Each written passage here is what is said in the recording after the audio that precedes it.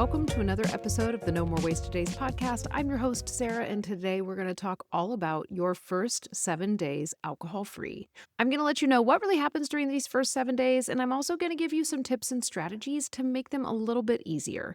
If you're thinking about quitting drinking, one of the biggest mistakes you can make is expecting your first 7 days to show you exactly what alcohol-free life is going to feel like. You might actually sleep badly in that first week, or you might be irritable. You might crave sugar. You might even spend your normal time thinking about drinking, and you're going to start wondering, is this what my alcohol-free life is going to be like? I can assure you that this is not what your alcohol-free life is going to be like. This is actually just maybe what day 3 feels like. So today I'm going to walk you through what you can realistically expect during your first 7 days without alcohol, what actually helps, and how to make that first week a whole lot easier.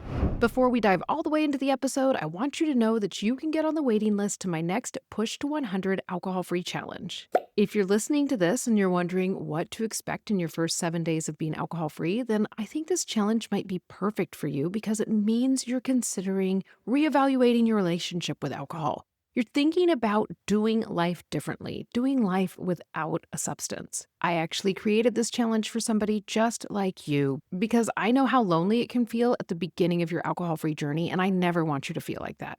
I've already walked with almost 50 people through this Push to 100 challenge, and I can't wait for you to be the next one.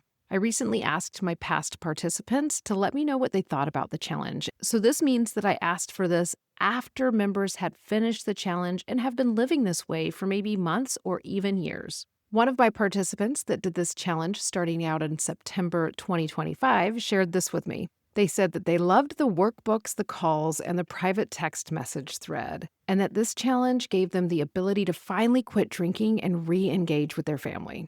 Since the challenge, they've been able to do a sober vacation 3 times, completed their taxes on time, and have been rebuilding a stronger relationship with their husband and son. Their advice to anybody who's considering it is to commit to it. 30 days is not nearly long enough, and even if you're not initially successful, you're part of a group that will help get you there. The tools that Sarah gives you through the workbooks and calls provides you with what you need to succeed beyond 100 days. If you're ready to be just like that participant, then I want you to sign up for the waiting list for this challenge. You can do this by heading to nomorewasteddays.co/100 waiting list, or just head to the link in the show notes of this episode. The next Push to 100 will start on September 24th, but if you're on the waiting list, you get access to early enrollment and you'll receive $100 off of your enrollment as well. Now, let's dive into this episode. Now, before we dive all the way into this, I just want to give one quick disclaimer. For someone who has become physically dependent on alcohol, suddenly stopping can be dangerous. Alcohol withdrawal can include shaking, sweating, anxiety, nausea, insomnia, racing heart, and even seizures in worst cases. If you're drinking heavily every day or have had withdrawal symptoms before or become shaky or sick when you stop drinking, talk to a healthcare professional before suddenly quitting. For the rest of this episode, I'm talking to the person who can safely stop drinking but is wondering, okay, what do I actually do now? I definitely don't share this to scare you, and I also can never tell you if this is going to happen to you or not, but I do want you to be aware so you can watch for the symptoms. And if it is happening, then that's the time to talk to a healthcare professional, and they can help you safely detox from alcohol. So now let's talk about what you can expect on days 1 and 2. Your goal during days 1 and 2 is to make your life easier. The only thing you need to do is don't drink today. You're not thinking about forever. You're not thinking about next Christmas or New Year's Eve. You're not thinking about what you're going to do at a wedding 6 months from now. Just today. And absolutely do not choose this week to overhaul every other area of your life. Now, I say this because this is so me. I'm the person who's like, I'm going to quit drinking, and then I'm also going to start getting 10,000 steps a day. I'm also going to start drinking a gallon of water a day. I'm going to track my macros and my calories and do it perfectly. I'm going to organize my whole house from top to bottom. I'm going to start a morning routine, and I'm also going to stop taking my phone to bed and read every night before I go to sleep. If this sounds familiar to you, I want you to stop and step back. This is not the time to do any of those things. Your only goal right now is do not drink. So what actually helps during days 1 and 2? I want you to eat. Don't arrive at 5 p.m. or 3 p.m. because that's actually when I always wanted to start drinking, feeling like you're starving and exhausted. So eat regularly throughout the day and eat whatever sounds good to you, okay? I also want you to hydrate. I remember being insanely thirsty during the first week or even 2 weeks of being alcohol free. It was like my body was like, oh my gosh, I'm so dehydrated. You've been drinking so much alcohol. Time to give me water. So go with that. Nourish yourself and hydrate. It can also help during this time to get the alcohol out of your house, especially if home drinking is a part of your pattern. Then, this one may feel a little bit hard, but I want you to tell someone what you're doing. You don't need to make a giant announcement, just one supportive person is enough. For me, this was my spouse. He was doing it with me, and he was the only person who knew. So figure out your one person and tell them. Lastly, I want you to plan your normal drinking window. When do you usually want to drink? For me, it was about 3 p.m. to 7 p.m. So, what was I going to do during that time? I want you to think about that too. Here's what I did. I would get home from work, I would walk my dog and listen to a podcast. Then I would do some sort of simple chore around the house. A lot of times it was putting away laundry and listening to yet another podcast or an audiobook. Podcasts and audiobooks helped me a lot in the beginning. Then it would be time for me to make dinner. When I made dinner, that was a trigger for me. So I would have to have a LaCroix with lime or maybe tonic water with lime juice or kombucha while I was cooking dinner. After that, it was time to put my kids to bed because they were younger and a nighttime routine still existed for them, something that doesn't exist now that they're 15. But at that time, we'd do their nighttime routine, and once I had made it to that point, I was safe. I would make herbal tea, watch a show, and then go to bed.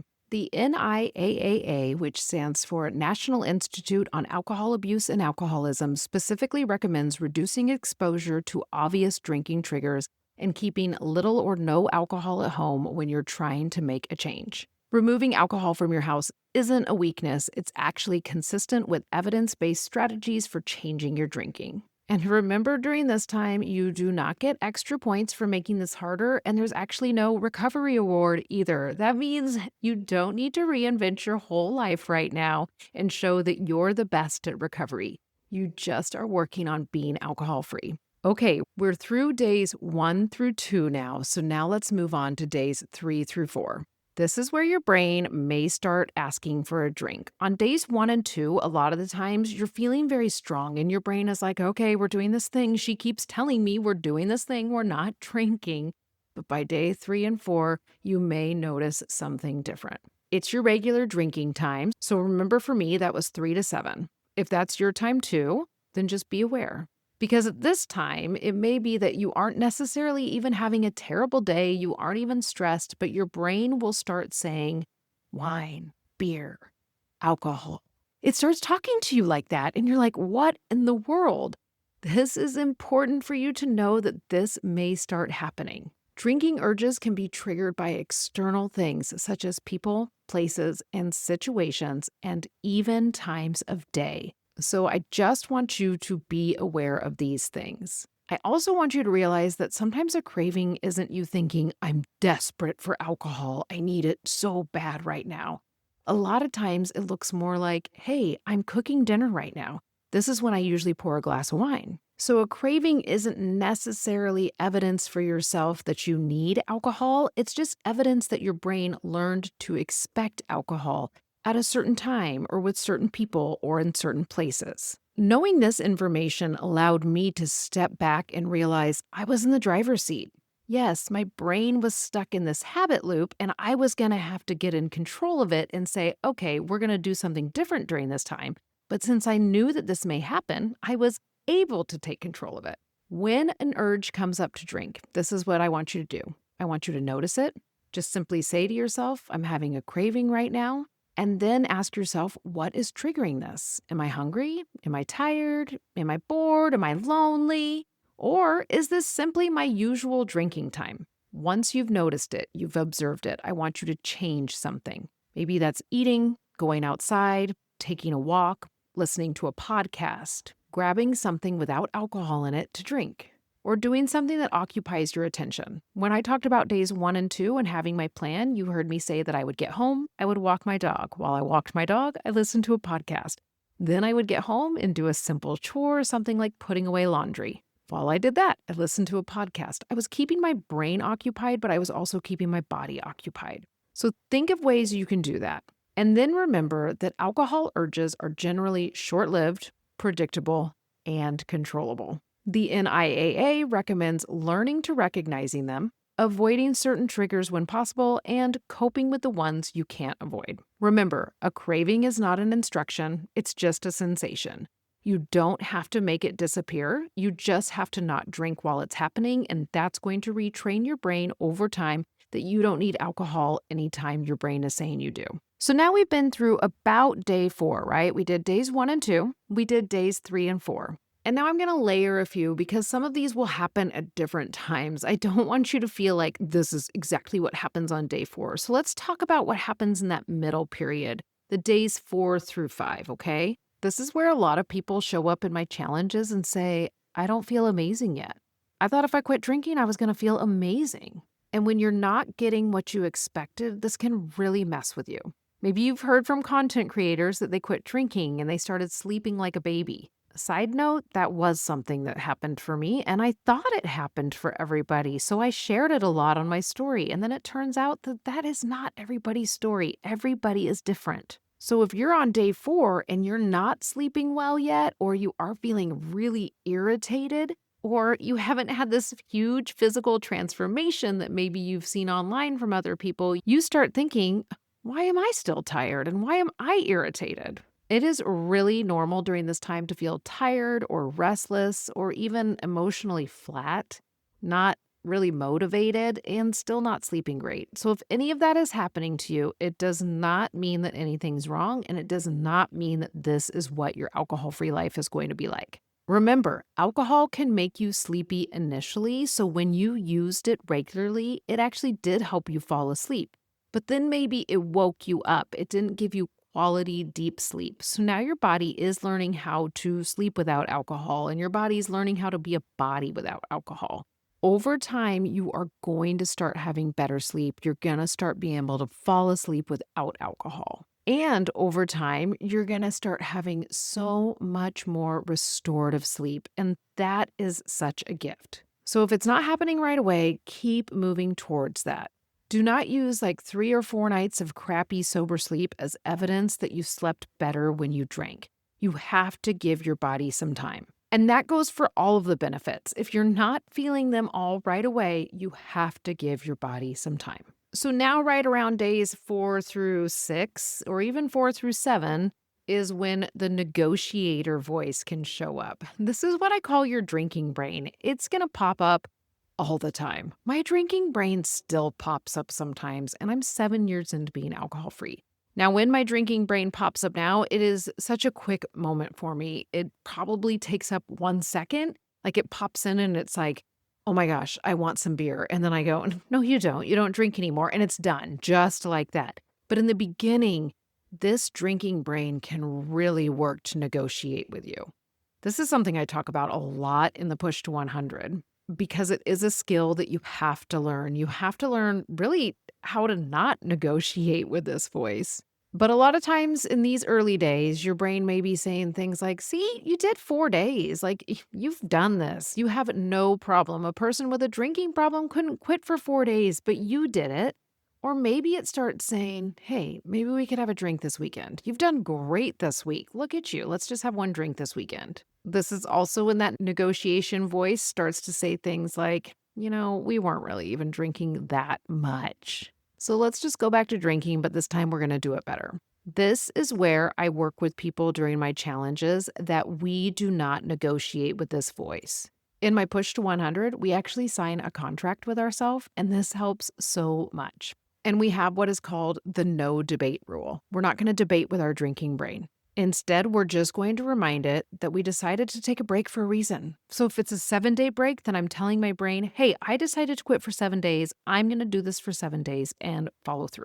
If it's 30 days, same thing. When you make this longer time commitment, it means that you don't have to redecide every single afternoon and you don't have to argue with this voice. When the voice does pop up, though, don't get mad at it. Just kind of tell yourself, oh, there it is. That's my drinking brain talking to me and trying to negotiate, but I have my no debate rule, so I'm not even going to negotiate with the voice. Remember, you don't have to win the argument with the part of your brain that wants to drink. you can actually just stop participating in the argument.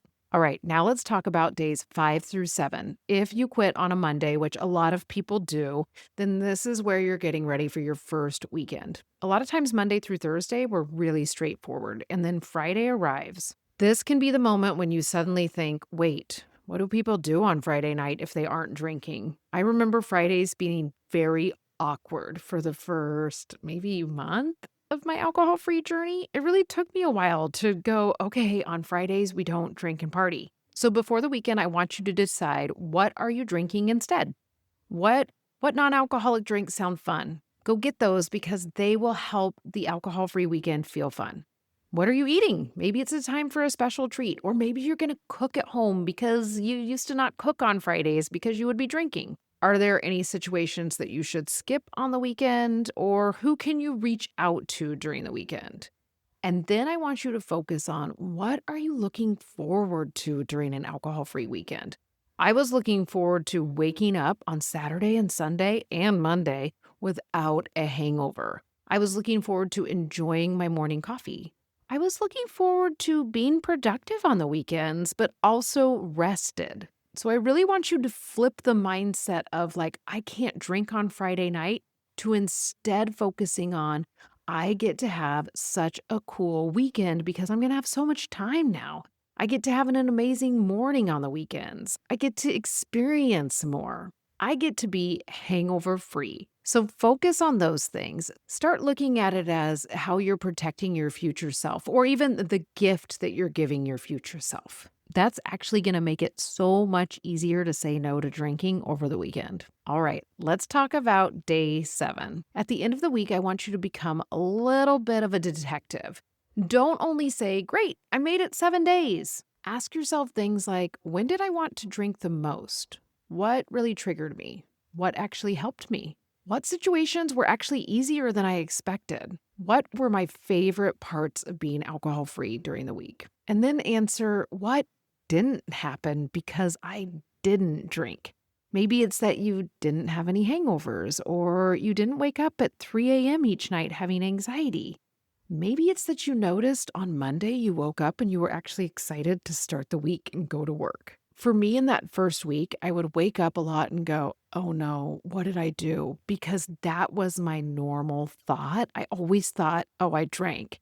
And then I would realize in that first week, like, oh my gosh, you just didn't drink. That you don't have to think, oh my God, what did I do? Instead, you're going, I didn't drink. I feel great and I don't have a hangover. So I want you to really focus on those things you lost that were actually the negative things. A lot of times I'll do reels that say like 7 things I lost when I quit drinking, and people expect it to be like all of these things like, oh, friends, fun, excitement. And instead it's things like, I lost anxiety, I lost hangovers, I lost blackouts. So what are the things that did not happen because you did not drink? And remember, even if you don't feel fully transformed yet after 7 days, you're starting to gather evidence about what an alcohol-free life can look like. Then remember, 7 days is simply the beginning. It is a huge, huge step, and it's something that everybody has to do to get into their alcohol-free life, right? All of us have had a day 1. A lot of us, most of us, have had many day 1s, and all of us have had a days 1 through 7. And during that time, you probably didn't go on a vacation. You probably didn't have a birthday to celebrate or a super, super stressful day. So there's still a lot of things you can experience without alcohol, but these first 7 days give you the proof that you can do it. And I want you to know that these first 7 days are a huge accomplishment. And if you've listened to this episode and it's really motivated you to go, okay, I'm going to do this. This doesn't sound as hard as I've thought it was going to be. I'm going to try 7 days. I want you to zoom out a little bit farther. Remember at the beginning when I was talking about that push to 100 participant that said they just knew that 30 days wasn't enough time to really learn what they needed to learn to step into an alcohol-free journey? Well, that's the same thing with 7 days. 7 days is a great start, but I want to challenge you to give yourself 100 days. Now, I know I just said that and you thought, oh my God, 100 days? That is so far. 100 days was a huge number for me in the beginning. I thought if I can get to 100 days, that would just be amazing. 100 days is actually one of my favorite milestones because at that point, I had given myself enough time to get past a lot of awkward moments in my alcohol free journey. And it really showed me, like, I can do this. It gave me time to build new routines and to really learn about my triggers and cravings. I also got to experience a lot of alcohol free weekends, stressful days, and even the ordinary life without automatically reaching for alcohol. It's enough time to collect real evidence about whether your life is better without it. And that's why I created the Push to 100. If you're coming out of this summer thinking, I need to get my shit together with drinking, then the Push to 100 was created for you. Remember, you can join the waiting list, and that'll get you access to early enrollment, and it'll save you $100 on your enrollment.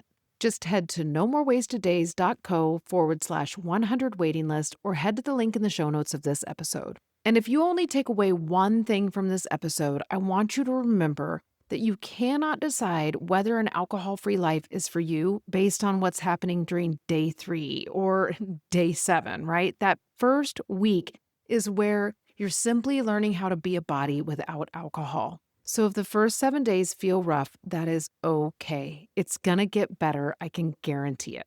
I hope this episode has been helpful for you. And if you haven't already, be sure to subscribe to this podcast. And I would love it if you take time to give it a rating and review. Thank you so much for listening. And remember, life is short, so don't waste another day to alcohol.